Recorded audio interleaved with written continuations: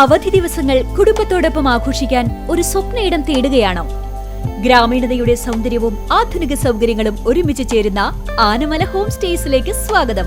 തനത് കൈത്തറി വസ്ത്രങ്ങൾ നെയ്യുന്ന നെയ്ത്ത് കേന്ദ്രവും ഇവിടെ സന്ദർശിക്കാം. പ്രകൃതിയോടിണങ്ങി മനസ്സ് നിറഞ്ഞ് ആഘോഷിക്കാൻ ആനമല ഹോം സ്റ്റേസിലേക്ക് വരൂ. കൂടുതൽ വിവരങ്ങൾക്കായി വിളിക്കൂ 9035290919. തിരുവില്വാമലയിൽ വിൽവധ്വനി നാടകോത്സവത്തിന് നാളെ തുടക്കമാകും. 77ാം വാർഷികാഘോഷങ്ങളുടെ ഭാഗമായ 6 ദിവസങ്ങളിലായാണ് നാടകങ്ങൾ അരങ്ങേറുന്നത്.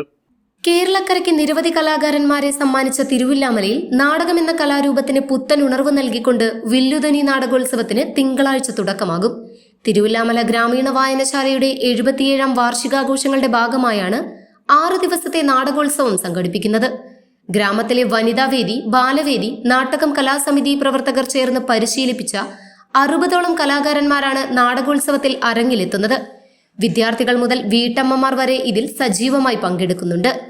2 മാസത്തോളമായി നാടകക്കളരിയിൽ പരിശീലനം നേടിയ ശേഷമാണ് ഇവർ അരങ്ങിലെത്തുന്നത്.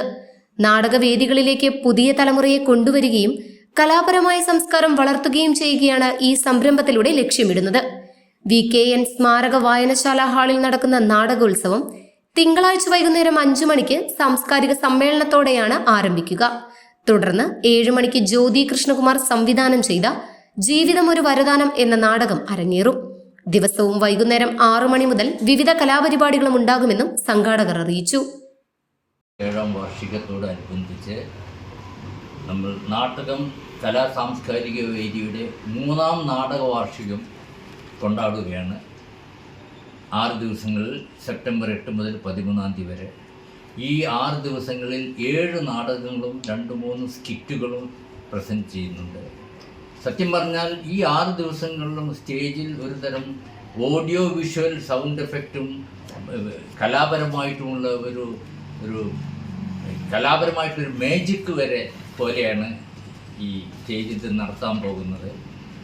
ഈ തിരുവില്ലാമലയിലെ ആബാലവൃദ്ധൻ ജനങ്ങളെ റെപ്രസെൻ്റ് ചെയ്തിട്ട് ഏതാണ്ട് 40 കലാകാരന്മാർ ഇതിൽ പങ്കെടുക്കുന്നുണ്ട്. അതിൽ കുട്ടികളുണ്ട്, മുതിർന്നവരുണ്ട്, വയസ്സന്മാരുണ്ട്. 70 വയസ്സിന് മീതെയുള്ള കലാകാരന്മാർ വരെയുണ്ട്. ഇതിൽ 7 നാടകങ്ങളാണ്. മിക്ക നാടകങ്ങളും ഇവിടുത്തെ കലാകാരന്മാർ തന്നെ എഴുതിയിട്ടുള്ളതാണ്. ഇതിലൊരു സവിശേഷത എന്താണെന്ന് വെച്ചാൽ ഈ കലാകാരന്മാർ മിക്കവരും വളരെ ലളിതമായ ജീവിതം നയിക്കുന്നവരാണ്. പക്ഷേ കലാഭിരുചിയിലും മറ്റും അവർ വലിയ ധനികന്മാരാണ് എന്നുള്ളതാണ് ഇതിലൊരു സവിശേഷത.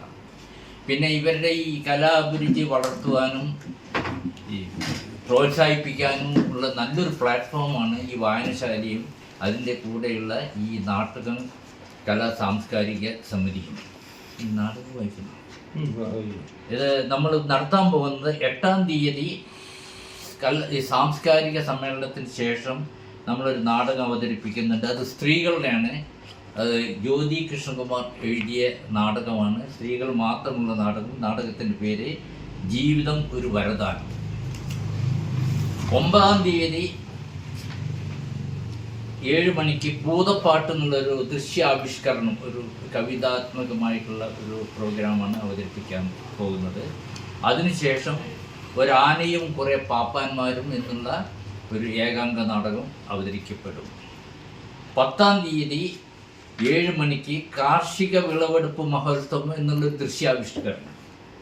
അതിനുശേഷം ചാവറ എന്നുള്ള ഒരു നാടകം അവതരിപ്പിക്കുന്നു. ചാവറ എഴുതിയതൊക്കെ സുരേഷ് ബാബു സംവിധാനം ചെയ്യുന്നു. രചനയൊക്കെ സുരേഷ് ബാബുവാണ്. പിന്നെ അതും നല്ലൊരു കാഴ്ചവെക്കുന്ന സംഗതിയാണ്.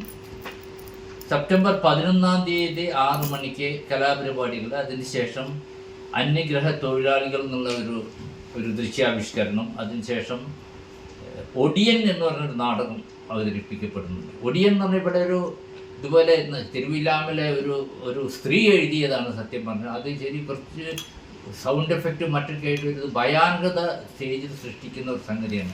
ഒടിയൻ എന്ന് പറഞ്ഞാൽ നമുക്കറിയാമല്ലോ, ബ്ലാക്ക് മാജിക്കായിട്ട് ബന്ധപ്പെട്ടിട്ടുള്ളൊരു സംഗതിയാണ്. അത് നല്ലൊരു ദൃശ്യാവിഷ്കരണമായിരിക്കും.